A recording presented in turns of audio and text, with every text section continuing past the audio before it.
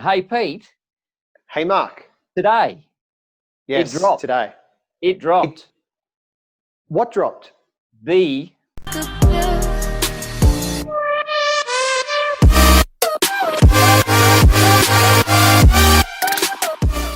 G'day, everyone. Pete Tecman Coman here for another exciting, amazing, incredible episode of The Tech Effect. And the man you've been waiting for, the bearded man, Mark, the bearded tech Skehan. Welcome, Mark. Thanks, Pete. That's a better intro. That's one of the You best like intros that? you've ever given me, I think. Yeah, incredible, all that sort of stuff. I'll take that every day of the week. Thanks, mate. How are you? Well, I'm great. I'm really good. And yourself? Yeah, very, very well. Very busy time of year at the moment. That's great. Yeah, good to be We're busy, especially with everything that's been going on. very grateful. Very grateful that we've got a bit of work ticking along, Mm-hmm. and there's still. I think very grateful in the industry that we're in, right? It's Yes. certainly leaning towards the technology space. So, the people that are really capitalizing on technology are able to keep on keeping on effectively and keep their heads above water and keep the world ticking. So it's our time to deliver to the world at the moment. Well, that's right. It's our time to shine, isn't it? It is our time to shine. We can talk about this stuff till we're blue in the face, but we need to. Yeah, like, well, you look at Zoom. We were only talking about that earlier. Oh, The don't price, remind me. the price of Zoom shares. It was all What are funny. they? Talking about started out in December last year at $66 US. Yep.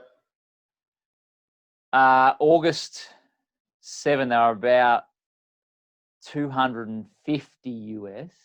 And then they skyrocketed, and they're sitting at about $515 Oh my God. at the moment. So, wouldn't you have loved to be a fly on the wall and or have a crystal ball in December last year to know what was going to happen to Zoom? And they are rolling out updates left, right, and centre at the moment as well. So, But even if you didn't buy in December, even if you bought when the whole pandemic started, so March, April, I mean, you still would have picked them up for somewhere $150 thereabouts. seems like what would have been a song now. It's just absolute steal. Yeah. So, but anyway, hey, Pete, Hey, Mark. today Yes, it dropped. today. It dropped. What dropped? The little thing looks a little bit like this, only maybe newer. Only like Apple iPhone today, it dropped in the States. Did. Big release overnight for us in Australia. And for you, when was it? When does it actually run? In the middle of the day or something like it? Yeah, middle of the day. So it was 10 a.m., I believe, Pacific time. So it was 1 p.m. I'm pretty sure it was 1 p.m. East Coast time. So I got to watch it live in the middle of the day, which was great. Yeah. And we've been talking about the new iPhone 12 for some time, and finally it got released today. Yeah, and we sort of picked most of it. I think it was as with everything Apple, it's the worst kept secret. 5G absolutely is, and we're excited about what that can actually enable and how that's going to kick on, hopefully in the States, and bring on that technology that's going to win out of that 5G. But I think the biggest kicker, and I jumped on this morning and had a look and see because always people are going to smash them for what they didn't do more than what they did do, right? Sure. So I couldn't believe it. They're really clutching at straws to smash them, but they have ditched the charger. Yes. And the headphones. The charger and the headphones.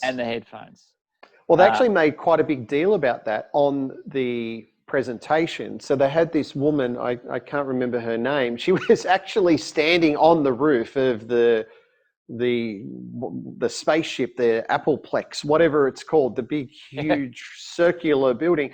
She's on the roof, and which was like, whoa, so it was quite dramatic. But she was talking about the fact that by reducing the amount of hardware that's included, i.e. the chargers, that, they're going to reduce all this, carbon footprint, and the same with the headphones. And they explained that there were so many billions of chargers that were already, Apple chargers that were already out there, let alone third-party chargers.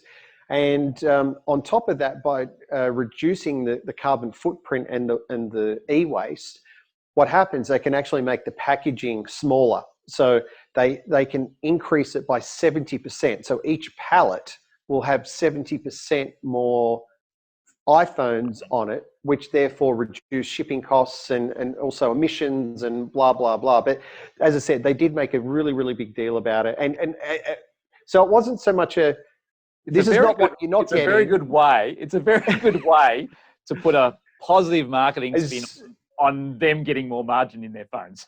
Well, that's right. That's right. It had a real feel-good. It was a real feel-good moment. Yes. Imagine how much marketing effort went into trying to sell that. Well, as I said, I think they pulled it off. To be honest, I was watching it and they convinced me. So I think if you didn't watch it and you just heard that it doesn't come with a charger, it doesn't come with headphones, you're like, oh, they're just trying to Scrooge and save money. And maybe they are, but they do. I think, a lot of wireless headphones have really taken off. I mean, I've got the AirPods Pro, which I use, which are fantastic. And so I think they're just sort of picking up on that and going, well, let's run with it. But the other thing that was interesting is that they continued on with the Lightning connector. However, at the other end, traditionally it's been USB Type A. It's now USB Type C. Yeah. At the other end. So that enables fast charging. But a lot of people were hoping that they were going to go USB Type C on the phone, but that didn't happen. Yeah. Yeah, they've got to leave some tricks in the bag, don't they? So they can get a little bit more hardware going in 12 months from now, and all the other resellers will jump on that and create super fast ones and super slow ones and the cheap $1 ones. And they say they're super fast, but they're actually super slow and all that fun stuff. But they're really pushing into the magnetic wireless. I was just about to say that. Charging, aren't they? It's a real push towards that. Well, remember on the MacBook Pros, probably going back to about 2012 now, they had the MagSafe connector on them. And so if you tripped over it, it just came straight off. And so they've done something similar with these chargers. So there is an induction loop on, I mean, there's an induction coil that's in the phone, that's fine, but there's also a bit of metal in there. And what happens is that they've got these induction chargers, these magnetic, they do call it MagSafe, and it actually just sticks onto the back. Yeah, it almost clicks in, doesn't it? Yeah, so the thing is, I think what a lot of people don't realize is that with induction charging, if you don't get it in exactly the right spot, one of two things, it either doesn't charge at all, or it charges because the coils aren't correctly aligned, it charges at a slower rate. Yeah. So this helps them maintain the connectivity and charge it as fast as they possibly can through induction. Yeah. Which is a good thing. But the other thing is that they've come out with all these accessories. Yes. So do you see that with the little wallets. Magnetic wallets and stuff, little magnetic wallets for your credit cards and correct. things like that. That's right. So it just sticks on the back, so you don't necessarily need a case for it. Yeah, but they're safe as well for your credit cards, the magnetic strip and all that sort of stuff. Correct. Yeah, so you've got no issues around wiping your card. No, and they have partnered, with companies like Belkin. They've actually got their own induction charger. It's not the what was it called, the air charger, or remember they were trying to bring out one with all these active coils and never got off the ground. But they do have their own one available now that's specifically for the new iPhone and also the Apple Watch, because the Apple Watch doesn't use Qi charging like the iPhone, which is a bit frustrating for people like me who've got both. I think there's a segue there, Pete, isn't there? Segue? Is there a segue? Have you got something that you might want to show us? Did you get an arrival in the last 24, 48 hours or something like that, mate? I did. I received Dropping a bomb. We're good at. We're getting very good at dropping bombs or whatever. Lots of Easter eggs. Lots of Easter eggs. Yes. No, I did. That's right. So you're exactly right. So I got a package. Who'd have thought we'd planned that? What is in the package? What's in the box? What is in the package? Should I open it? Clearly, I've got kids because I'm thinking the box. Open it. What is in that box? Open it. All right. Okay. Let's have a look and see what we've got in here. This is an official unboxing. It is. Yeah. So we take this off. I wish I had a drum roll. What is it? Yeah, it's a watch. It's a Nike. Why's it got a Nike symbol on it? Well, they actually do. Nike have partnered with Apple. Have partnered with Apple, and they've been doing it for a while now, where they actually make a Nike version of the watch. So it's actually the same. It's the same watch. It just has some additional features on it. That's like Nike, programs and things like that. So let's be clear. Open it up? This is what? This is the watch. What are they called? Apple Watch. Apple Watch 6. 6. So I've got the 5, which has been great. And now we talked about this last week in our show. So did you order the one with the band? No, I didn't. I like this band where it's got the Velcro on it. So I just ordered a different color because I have a black band and I have a grey band. So if we let's open here we go. Here it is. All right. So it's very, very tricky here. So it's very fancy. They always do such a great job with their packaging, don't they? Visually they are they're right on point, aren't they? So that's packaging. Let's have a look. So this is the watch in here. It's exciting, isn't it? Hey, it's like Christmas. Here we go. Look, there's a packaging like There's a picture of it. Picture of it. In there, and there's nothing in there. Wouldn't that be disappointing? It's an empty box. All right. So what do we have? So obviously there's the watch face there. Yep. Designed for athletes by Apple and Nike. Okay. So that's just a little. Okay. Little marketing pitch there. Yep. That's the charging cable. Does it come with a power pack? No, it doesn't. There's no power pack in there. Out of interest, is that USB? Is that Lightning? The USB. That's a good question. That is a good question. What has it got? Let's have a look. It's USB Type A, which is interesting, isn't it? Because like today they released the iPhone and it's got a USB Type C connector, and this one has got the Type A. Yeah, so right. They've mixing it up a little bit there. So here's the little watch face. Get this sucker out. So this is the 44 millimeter. Beautiful.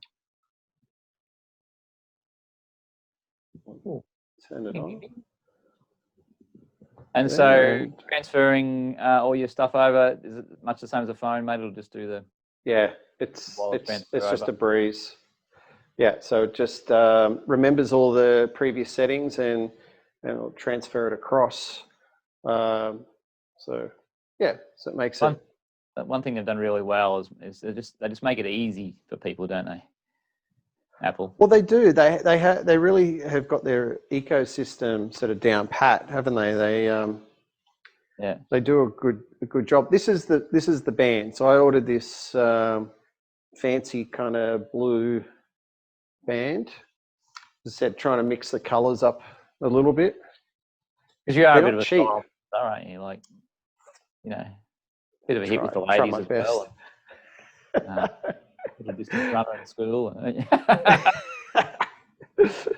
So that's the band there. So it's you can see it's like a sort of a navy kind of blue color, and it's just got the Velcro on there.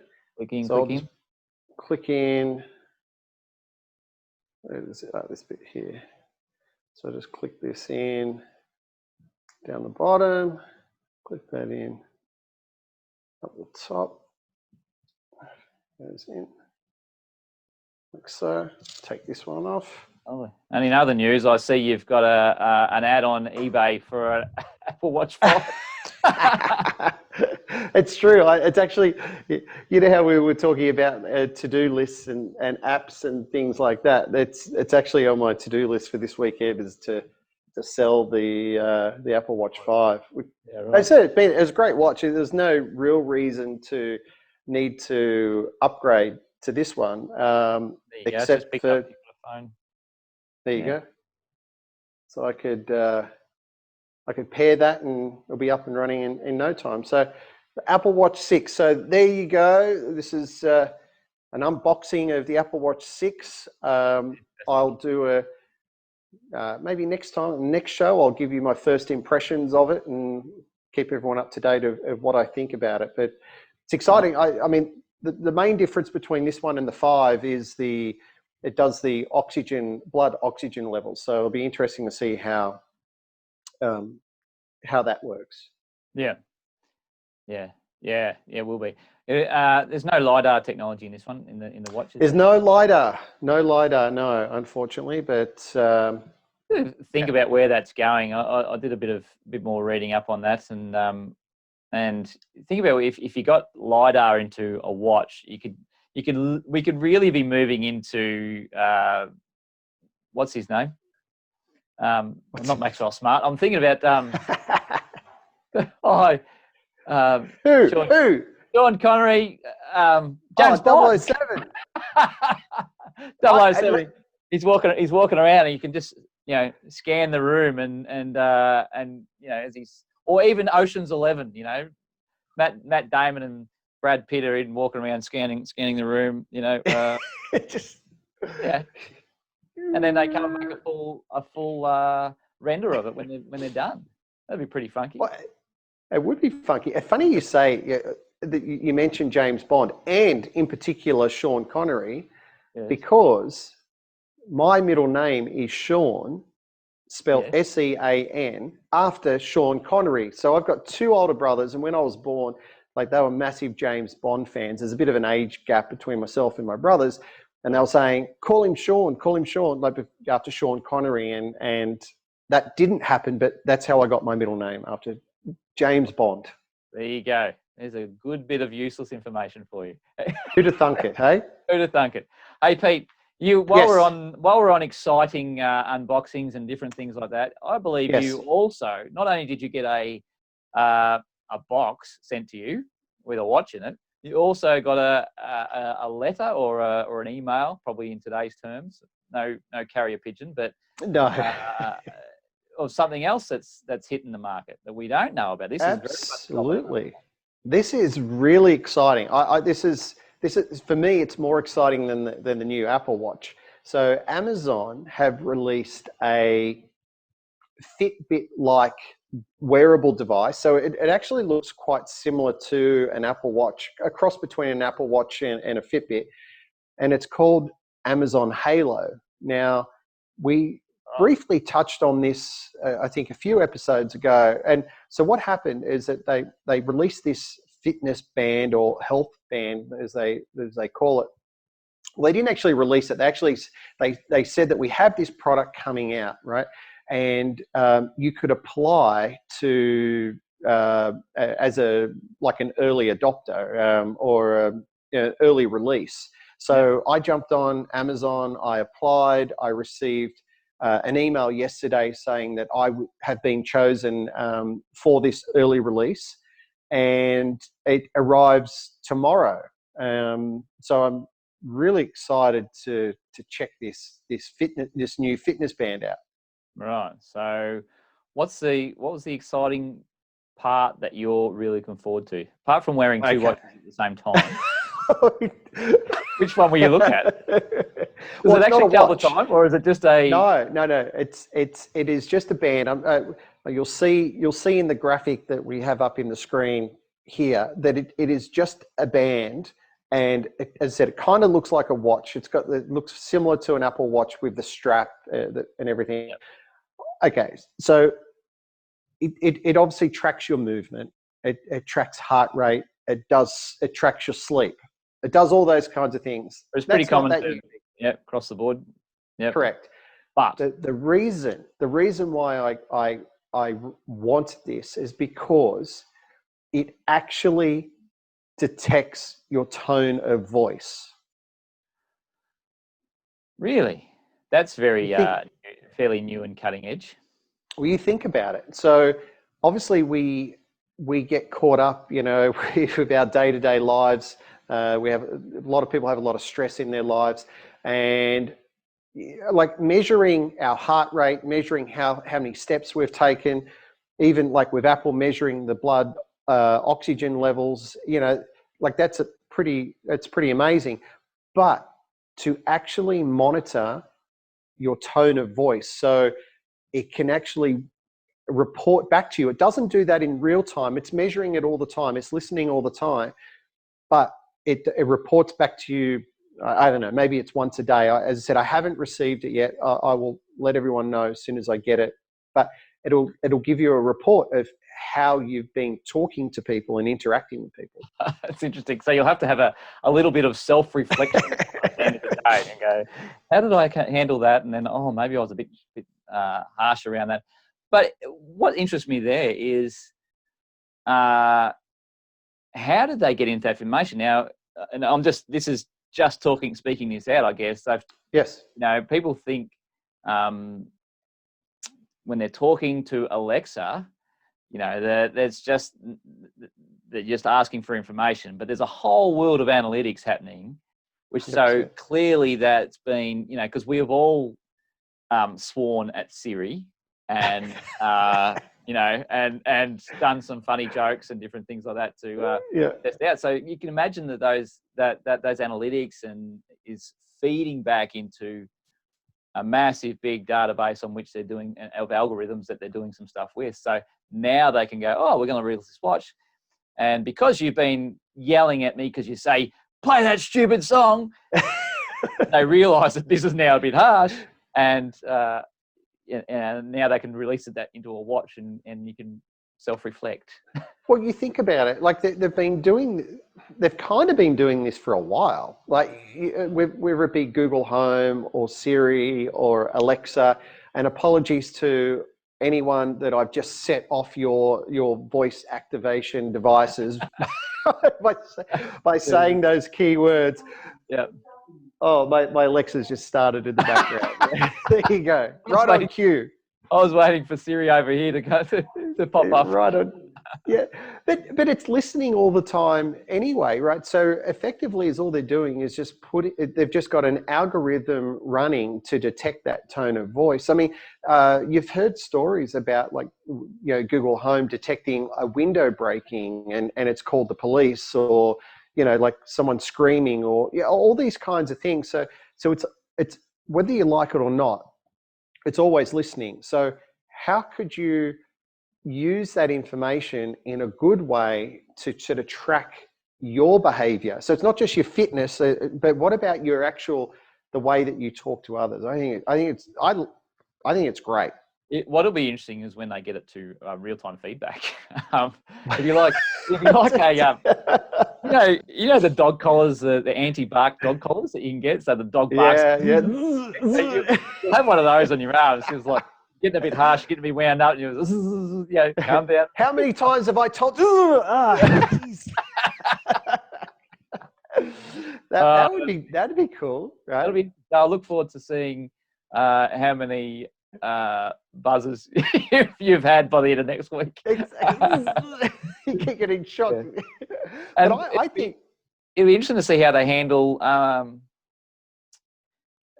different cultures, right? Absolutely. Because, like Australians, pretty cruisy, but I don't know. I'm going to, without wanting to offend, say pick out Germans. Germans, right? Right. Germans always seem angry in their language to me, right? They always seem like they're swearing at you. They're probably not. They're having this great old time, but always to me seems like they're angry and swearing at you. So it'll be interesting to see if how it deals with all that. But I'm sure the algorithms Well, apologies to all our millions of German followers. No offense. Sprechen die Deutsch? Ja. Wie geht es dir? Ja, see, gut. Now, so good, yeah. Whatever you think. Yes.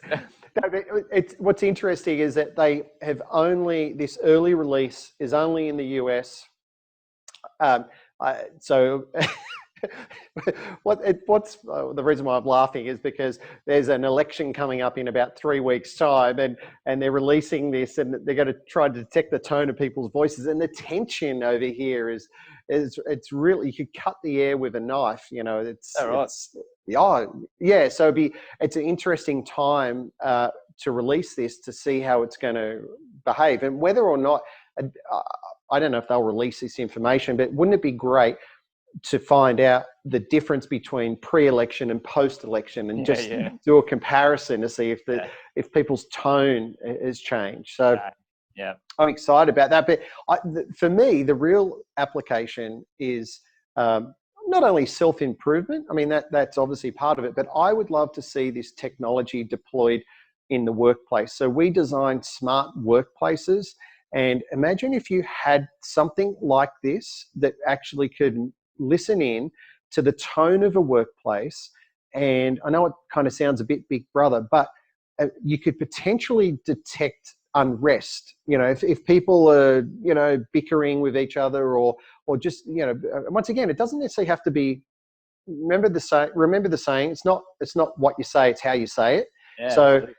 Detecting that tone. I mean, what is that? What does a happy workplace sound like? What does a disgruntled workplace sound like? So potentially you could learn from that and potentially resolve an issue before it actually becomes, known. Yeah, absolutely. Yeah, for sure. And that could change cultures dramatically, in a workspace. So, and it'll be interesting to see what the companies do with those analytics and how they actually bring in that. Which, speaking of that, yes. I believe you're working on you're working with a company called PlaceOS. Correct, an Australian company called PlaceOS. Yes. Some people will remember our millions and millions and millions of followers. Yes. We'll remember that just maybe a month or 6 weeks back, we had a Brooke from PlaceOS on. We did. So it'd be interesting to see how that Halo can then feed analytics into something like PlaceOS. And 100%. And because and obviously for those that don't know what PlaceOS does, they're like they're essentially a software layer that combines or integrates all the disparate technologies. So whether it be a room booking system, visitor registration, security systems, AV, you name it, analytical sensors, BMS, digital signage, whatever it may be, all the technology. There's a lot of technology that goes into the workplace these days, but they're all separate. They're all siloed technologies. So they're not designed to talk to each other. Like, sure, I mean, things might, you might have some lighting. The AV can control the lights and it can control the blinds. Yeah. But quite often they're all different companies speaking different languages, and PlaceOS is a software layer that joins all the dots and brings all that together. Yeah, there's a whole new layer of integration, really. Takes integration to the next level. Absolutely. So it's work in progress at the moment. The project is due for completion in January. Just backflip a little bit. What is the? I mean, you probably can't discuss client names, obviously, but conceptually, what is it that you're working on? Okay, so the client is a European bank. and they've moved into, or they're moving into this new building in this area of Manhattan called Hudson Yards. So previously Hudson Yards was, well, it still is. It's basically a train depot. So it's Midtown. It's on the, for those that don't know where it is, it's on the western side of Manhattan. So it's sort of right on the water there. Yep. But it was just this huge area where all the trains would come in when they're not in use. I mean, the subway runs 24/7 anyway, but still the frequency of trains cuts down at certain hours. And so what this company came in and said, well, can we build on top of it? And they built this multi-billion-dollar platform over the top of this train yard and started building these huge buildings there. So this client is moving into one of those buildings. To give you an idea, you've got, you know, customers in there like Warner Media and Facebook are in there, and Wells Fargo, and there's some big names. Like it's actually quite an impressive complex. So they're moving in there. They're on the 81st floor, so they've got this insane 360-degree view of Manhattan and Jersey. You can see everywhere. But the technology that's going there, so we've designed all the AV, the IT, and the security. We've, you know, include on top of that with things like room booking systems, visitor registration. Then you've got digital signage, you've got lighting control, you've got blind control. You've got all this tech that's going in there. But like I said before, you need something that brings it all together so it looks and feels as one.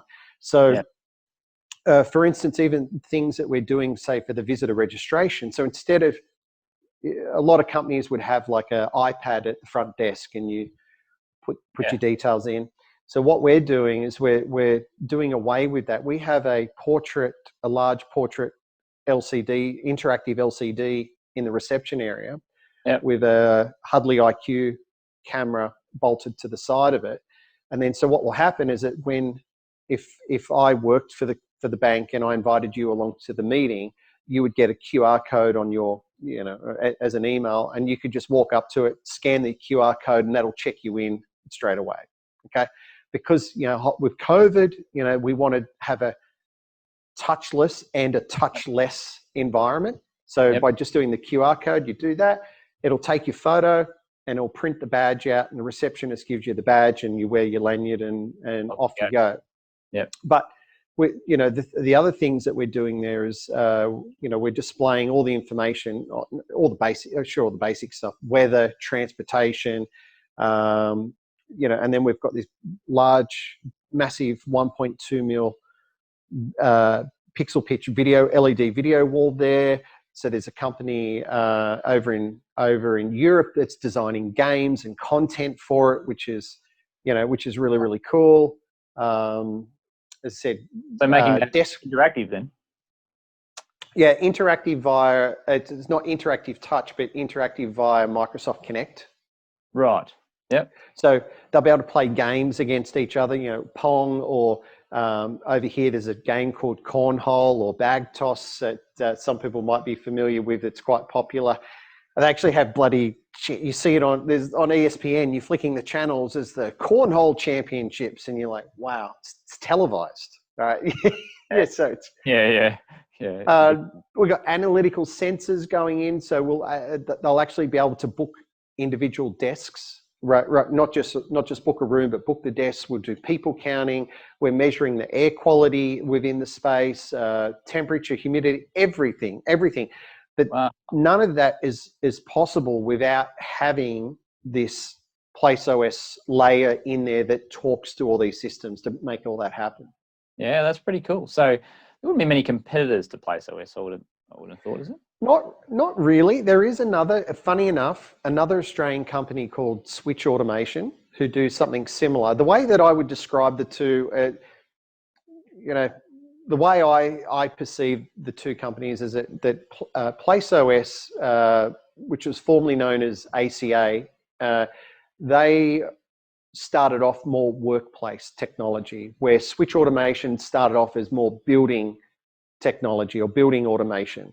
And then they've both sort of converging upon each other. So Switch is moving more over into the workplace, and Place OS is doing more into the building. And so they have a similar offering. But I think what's fascinating is that both companies, being Australian, they're starting to make an impression on the rest of the world, and in particular here in the US, which is great to see. That's awesome. Awesome. Yeah, we're pretty brainy, us Aussies. That's no doubt about it. We don't like them leaving too much, but you had to leave, so anyway, that's you took some of our Australian smarts over to there and impact them. So that's always a good thing. Yes, yeah. So we'll infiltrate. Hopefully, we'll get enough of us over here, and we'll infiltrate them. So, what's the timeline on this project? Are we talking a couple of years, or is it? No. What, to go, or how long has it been going for? Or how long has it been going for? Okay, there's an interesting story behind this. So I'll keep it brief. Essentially, they were supposed to be moving into a lower floor in the building. Okay, right. They were all set. We had done all the design. It was all ready to go. Okay, Facebook come along and said, we want this stack of floors, like about 7 floors, 8 floors, and the bank that we're dealing with had one of those floors. And so the building owner turned around and cut a deal with the bank and said, look, because Facebook is such an important client, to anybody, right? They want high profile tenants in there, and they wanted continuous floors. And they went, all right, we'll move you up to a higher floor and we'll cut a deal. And so they did a deal. But the problem was the floor, as the building goes up, the building gets narrower. So it was actually a smaller footprint. Yeah. So we had to redesign the whole thing again. So it's the second time it's been redesigned, and then COVID hit as well, and that delayed things. So it's actually coming up to about 4.5, 5 years for one floor, right? That'd be beautiful. So yeah, so we're excited about that. But yeah, so when that sort of, oh, it's amazing. It's great. As I said, I just love the fact that that you have this company that's so progressive in their way of thinking, and this workplace technology, this smart technology. So that's awesome. But speaking of projects, I saw an image of one of the projects that you recently completed. Or when I say you, I know that because yes, because I think. Well, you said you sent me a message going, oh, I'm on the tools today, and I'm like, I laughed, right? I laughed and laughed and laughed. Oh, I you don't even know which end of a spanner to pick up. And I said, what are you doing? Are you taking the photos, right? And pass with a left-handed screwdriver. Exactly. And then you sent me a photo. You sent me a photo of this. I loved it. It was a great installation. So why don't you explain? I mean, the project, your project, but I doubted it when you were telling me about it, but I was very impressed with what I saw. Oh, thanks, mate. Okay, so mine is probably nowhere near as on the grand scale that you're working on at the moment. It's one projector. However, so we had a meeting. I'll give you the backstory. We had a meeting with the client, and who's the client? Is the client's a school, a private school. Yep. And they've got this space. This school's really innovative with repurposing spaces rather than going. There's a big trend to knock down the building and build a whole new building. Yep. They're going, let's just try and capitalize on the space we've got at the moment, right? So they've got this down underneath like a basement area that was full of rubbish, and they cleaned it all out and they've turned it into a drama room. That's cool. Fairly decent space, and they've put like a massive green wall one end, so it's kind of like a drama multimedia multi-purpose space.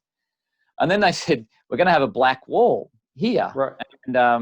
And the purpose of the black wall is so that the kids could get organised with their performances, and they could stand on a black wall with a black wall behind them, and deliver what they're talking about with drama. So it sort of sets that scene, and they're probably going to put some lighting in there. And is there a stage there in front of the wall? Stage. No stage, right? Yep. We're only talking probably 2.7 metre. Right. Okay. Not enough height there. Not enough height. So what the initial conversation was, okay, what are you doing? So what do you want to? They said we want to put a projector onto the black wall, and they said they sort of specified what they wanted. It was a long throw onto a screen. They wanted a black canister and onto a screen. Couple of problems there, Mark. Yeah. So, well, I was trying not to be condescending and all that sort of stuff. I had my best people skills on it. Actually, I really could have used the Halo watch. And I'm not being, if they're watching, look, I quite like this school and they're great to deal with. And but it was, it's a reason why we're called in, right? So call us in. There's a projector, and I said, so they're going to stand here. Projector's going to be up there, and they're presenting. They said yes. Okay, I said there's two big factors that they're thinking. So number one, you're looking into a big blue light bulb. Right? And number two, if you want a backdrop behind you, all you're going to see is what's either side of you because you're going to be shadowing like crazy. Exactly. So, good salesperson, bit off more than I could chew. He said, I've got an idea. I'm an ideas man. I'm an ideas man. So I've gone, let's put an ultra short throw. That's what made sense.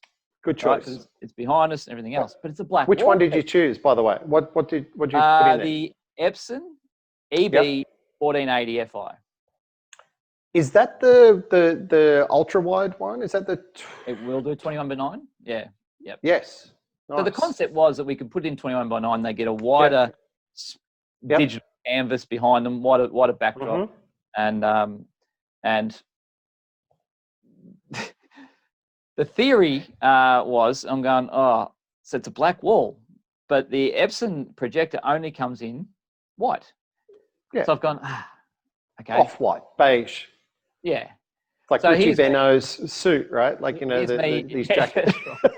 Suit. That's just, anyway, that's brown. Been wearing it for 50 years. Probably started out white. But anyway, so the theory was I'll reach out to Epson and I'll see if I can paint this thing. And then they basically said yes. And I thought, okay, that gets me projector black, but I'm going onto a black wall. Okay. It's laser projector. In theory, black, absence of light, all this sort of stuff. I've gone, okay, I'm going to see if I can throw this thing onto a black wall. Back to Epson. Can I put this on a black wall? They said, sure, we'd love a little bit more brightness, but you could use an ultra short. So we'd probably use a snorkel, the Epson with the snorkel. To get a brighter projector. To get a brighter projector. But I didn't have the height and I didn't have the budget, right? So my budget was very, very small when I was able to get them to stretch to just to this at this point. So I went, okay, cool. We basically worked it all out, got the heights, and we had to butt it up against the ceiling to get it at the right height, coming out at about 2 meters to the top and a meter and a couple of meters wide and it came pretty good. The interesting thing, painting the projector was challenging. I was going to ask you about that. How did you do that? Well, first we looked at how we had a bit of a team meeting. How did you do it safely without destroying the projector and the internals of that? Yeah. Well, that was part of the conversation with Epson. If I said, am I avoiding the warranty if I paint it? And they said, well, you're only going to avoid the warranty if the paint that you use or something goes on the electronics, which then causes an issue for the warranty. I went, okay, we should have a warning up the top up here. Do not try this at home. Yeah. Yes. This is a professional at work. Now, I'm only going to divulge a little bit of the information because if I divulge everything, Epson might get a little bit stirred up. Anyway, so what I did, I took it to a wrapper, a sign, like a vehicle wrapper. A wrapper, as in a wrapper, like a sign writer. Like sign writer. Oh, a sign writer, not a rapper as in a musician. No. Like Vanilla Ice. There's no M&M in here at all, or Vanilla Ice. You're showing your age. So anyway, took it to a rapper, and they just looked at it and went, "It's going to cost you a fortune." Right. Anyway, they said use this stuff, and basically it's called Plasti Dip, and it comes in a spray can. You buy it from an auto parts shop, right? And you shake like any spray can. How do you do it? Oh, you shake it like that. you shake it up, and then you just start to coat it, right? Right. And the theory is that as it starts to coat, it creates this It's like rubber? like a rubber Yeah. film, and then if you stuff Plastic, up, yeah. you can actually just peel it off. Oh, peel it off, right? Okay. Yeah. All right.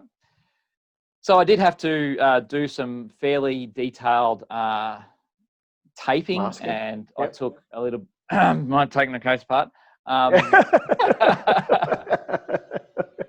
So I didn't get paint on the electronics or stuff. So I realised obviously that I didn't need to do all of it.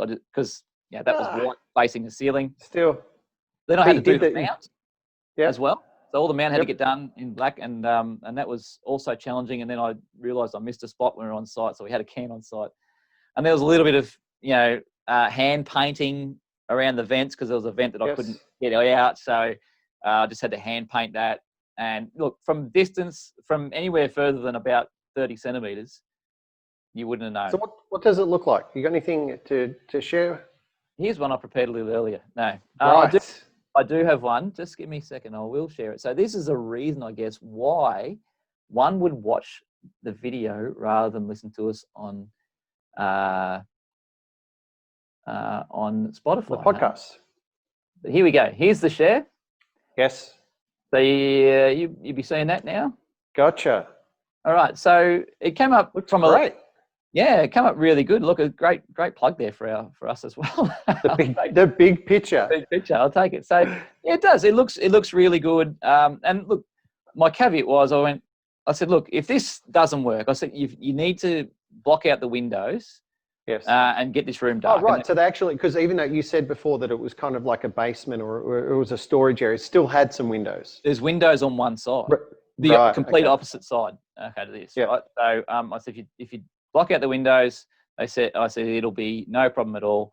And then my disclaimer was, if this doesn't work, we'll buy a black canister screen and you can pull the screen down. Sure. But, I think this looks great. I was surprised at how good the contrast is. I was concerned when we were talking about the concept of it before you did it. I was like, oh, geez, black screen and stuff. But that turned out a lot better than I thought. I think it's come out all right too. Yeah. And they are loving it. And they haven't actually darkened the windows or done any curtains on the windows at this point. Well, you can tell just from that photograph, it doesn't look like it's a dark room. I mean, it looks fairly normal, really. It's quite light, yeah. So when they do darken, it's gonna be even better again. So look, I didn't think that much of it until I sent it to you, and you said, "What are you doing, man? Share that stuff around." So I think it's great. I just think that the fact that you're showing the initiative by doing that, right? Because a lot of people go, "Oh, it can't be done. Oh, they don't make a black one," but it has a can-do attitude about it, and you're doing something very, very unique. And I think it's great. You're pushing the boundaries, and more people should be doing that. Thanks, Pete. No, I appreciate that. So the thing, I suppose, that the reality is I didn't put anywhere near enough time on the job labour. So there's probably about 10 hours in painting the projector. So for all the people who now steal my idea, because it's now my idea, right? Yeah, right. Steal my idea and decide they want to do this, please make sure you allow enough time, because it was fiddly, and it was lucky it was me. I did it on a weekend, or having a beer and listening to some music. That's why it took so long. That's probably why it took so long. Yeah, 10 beers. But I did put like 6 coats, I reckon, on the projector. And I had bits of wire hanging outside, just spray the small components, and everything went back, and I only had 16 screws and 5 washers left over. So that's where does this go? Yeah. So look, that's a project. Look, only a small one, as I say, but it was fun. Yeah, it doesn't matter. Like it doesn't. It's what you're doing in that space. Like the client has come to you. They've said, look, this is what we're trying to achieve. They've come up, they had an initial idea, you've improved the idea, you've improved the outcome, you've basically hidden the projector. I mean, you can't just make it disappear, but you've made it blend in as much as you possibly can, and you've met their budget and exceeded their expectations. So, I mean, that for me, that's a win. Yeah. Look, it's been a great win, great result. So I'm pretty stoked with it, to be honest. I was like, whew, glad that worked. Don't have to worry about that and go. But it's also easier second time around as well. Like, you've done that, you've got that knowledge, that IP of how to do it, and so on. And I think that there will be a lot of other not just schools, but organisations out there that would be looking at doing something similar. So I think it's why great. not? I mean, ultimately, could we use a bit more brightness? Absolutely, yeah. But we can get away with that if you've got a dark room. That was the caveat, and it is, the good camera taking that, obviously, so it sort of lightens it up a bit. But and once they get the curtains, it'll be much better. But what if we had a bigger budget? We'd probably go and put a brighter projector with a snorkel on there, and and fill the wall as much as we possibly could from ceiling to floor as well. I think it's a great outcome. As I said, considering the budget, the time, the conditions, the ceiling height, all those kinds of things, I think it's a great outcome. Yeah. So it's been good, Pete. I'd like to talk about projects and stuff a little bit more as we go.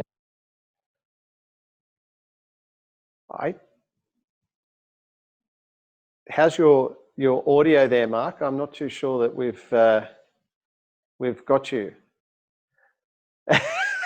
He's just, I've silenced him. So as Mark was saying, Mark and on the fly. There we go. You got some audio back. It's probably a bit ordinary. Hang on. I'm going to do this. Let's see. We're having some tech challenges. This has gone flat on the fly. And here we go. Let's see if we can bring in Big Bertha. This the John Law's golden microphone. Hello, world. Hello, world. How's that? Yeah, that's good. That's good. Oh, well, flying changes, I tell you, under pressure. That was a good save. See, hey, look at this. Check out. Happens to the best of us. Yeah, happens to the best. We must have talked for way too long. But anyway, what I was saying. Yes. It's been good talking about some of our projects that we actually got going on. Real world, there's plenty of people talking about tech and Apple and all that sort of stuff. And, isn't it good that we can bring something that's a little bit real world to the table?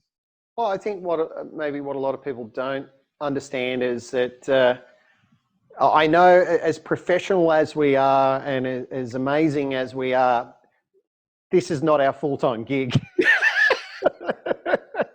I know it's hard to believe. I know battery's going flat halfway through the. Yeah, that's right. I know it's hard to believe it. This is something that we love. We're passionate about technology. We're passionate about the industry and audio visual in particular.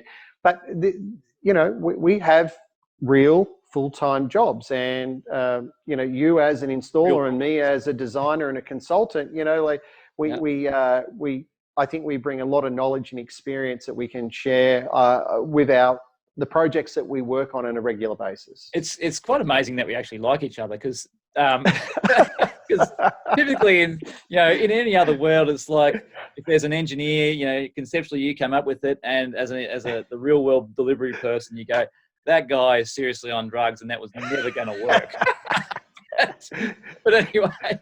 We seem to get by that, and we only call each other idiots off air. There's a reason why I moved to the US, Mark.